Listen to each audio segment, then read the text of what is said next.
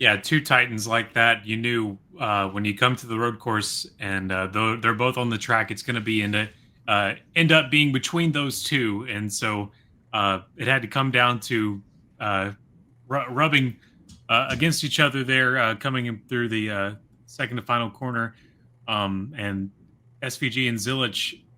It does not surprise me at all that they made contact with each other, and I saw that as a racing incident, and really just impressed by how much these two have dominated the road course calendar on not just the Xfinity side but the Cup side as well. No matter when they come in, they're always going to be who's going to beat them is always the headline coming in, and they've solidified themselves, both of them, in 2025 as these are the we are the drivers who are going to have to beat. And Zilic, if he can just keep himself from being injured, he can stay in this and fight for a championship. Just well, we'll get to that later, but man, it's just luck has just not been on his side here uh, in 2025, from one thing to the other. Yeah, and I heard the radio communications. I think he was obviously very apologetic. I don't think it was intentional like we had a couple of weeks ago with the Austin Hill situation, and more on that as well, because that came up once again later in this race. But yeah, again, I think it reminds me a lot of what we had in F1 a couple of years ago with Lewis Hamilton, Max Verstappen trading off wins and that fierce championship battle. Obviously, Zilic and SVG aren't fighting for a championship, but they are fighting for road course wins, really trading them off here in this series this season. And it just seemed like when you're fighting somebody that closely and that hard for that long, eventually it's going to result in some sort of incident or contact. And that was the case that we saw this weekend here at Watkins Glen. But again, no malicious intent there. Obviously, the two of them are teammates. I think SVG is a smart enough racer to see what he would have seen when he watched the replay back. And Zilic, even at such a young age, is the same way. We should mention, of course, Brandon, you hinted at it, scary situation after Zilic took the checkered flag in victory lane, tried to get out of his car to start celebrating with his team and ended up slipping on, I think, his window net as he was standing up on the car door, and took a very scary fall, ended up being taken out on a stretcher. There was some speculation that he might have some injuries that came from that, and we did get the report eventually that it was a broken collarbone. He said he had surgery on that today, and is hopefully going to be on the mend sooner rather than later. But again, we're very thankful but that was not worse.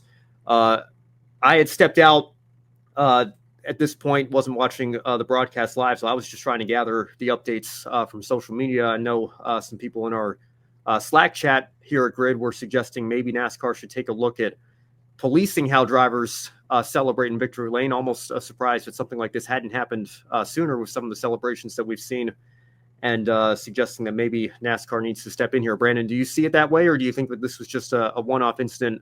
Drivers will police themselves now and be a little bit more careful. I mean, we saw SVG certainly do that on Sunday. He just climbed out of a car pretty nonchalantly. Do you think that NASCAR, it's worth them taking a look at stepping in here, or that it's a one-time thing, and we can be thankful Zilic wasn't more injured than he was, but probably doesn't need to be policed in any official capacity? I don't think you're going to have a chance at policing drivers when they're in the middle of celebrating week after week. It just good luck doing that. I guess you can throw penalties their way, but that's going to be insane. That would be something that would get fans riled up even more. I mean, we've already I heard it on track today on Sirius XM. They talked to Eric Jones about it, his take on it, and he mentioned the fact that they did leave the window net piece out instead of back inside the car.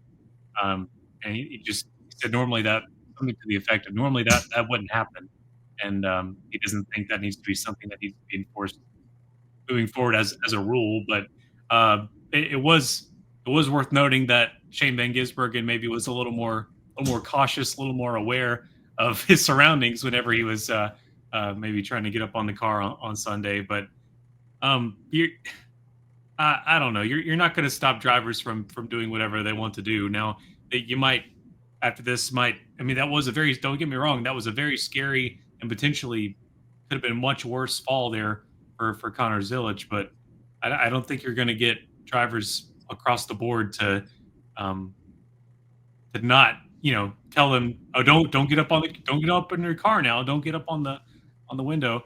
Um, no, that's not gonna happen. Drivers are gonna celebrate how they want, and they'll pay for the consequences, whatever happens. But I don't think I really don't think NASCAR is gonna be able to. For one thing, I don't think it's their place to get into something as minute as that, and also I don't think they're gonna have a good chance at enforcing it either. Um, it's kind of like you know little extra things like having TV making the victory lane interview first be up on the start finish line and then victory lane, you know, or you're getting into into the weeds of things that are really gonna ruffle feathers. Well, I can't help but think back to about 20 years ago, and when they tried this, there were some Gatorade athlete drivers that would knock the Powerade bottles off of the roof of their cars in victory lane, and NASCAR, I think, a couple of times brought these gates that went over the driver's side windows to keep them from climbing up on their cars or from reaching onto the roof of their cars to knock them over, or whatever the case may be. Every time they've tried it, it hasn't stuck. And I guess, nowadays it's maybe even less of an issue since TV doesn't normally show that part of a celebration. The winner's interview is almost always on the front stretch nowadays anyway. So I think, again, it can be a good reminder to all the drivers, like Denver says here in the chat, SVG showing Connor how to climb out of a car properly here. Like, of course, be careful, but I don't think you can police celebrations in that way. I don't think I think that's more, that could cause more trouble than it's worth in that regard. I mean, Yeah, like we've had are one you gonna driver, yeah, are you one gonna driver dock a take the driver ball. points for celebrating in the wrong way? Like Exactly, yeah. exactly. Go Yeah. ask the Dale Jr. fans how they feel about how he celebrated Talladega in 2004 and what that did to Cost him a his title potentially.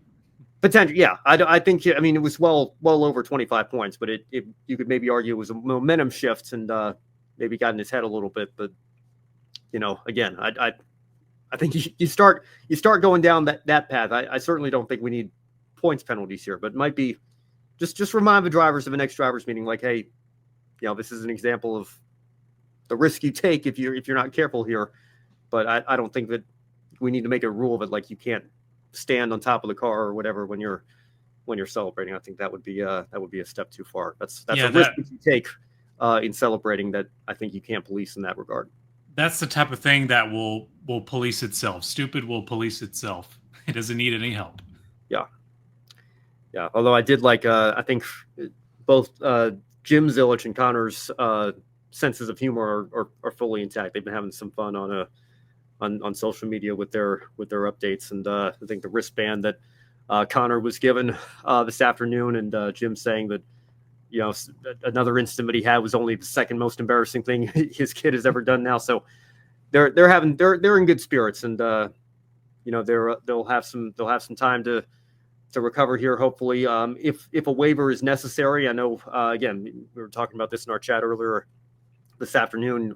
There's the idea that maybe he would start the race at Daytona, just hang out in the back, and put a relief driver in after stage one, after the first caution, just to ensure that he doesn't get caught in a big wreck or anything like that. Although, there's risk in that too. You never know, but you're not going to cut a right front tire and then go straight into the wall, I guess. So, there's no way you could be 100% safe, but you could try to mitigate the risk in that regard if he's not fully ready. But, Brandon, to your point, you saw what the first injury did to him, right? He hasn't had a race outside the top five since.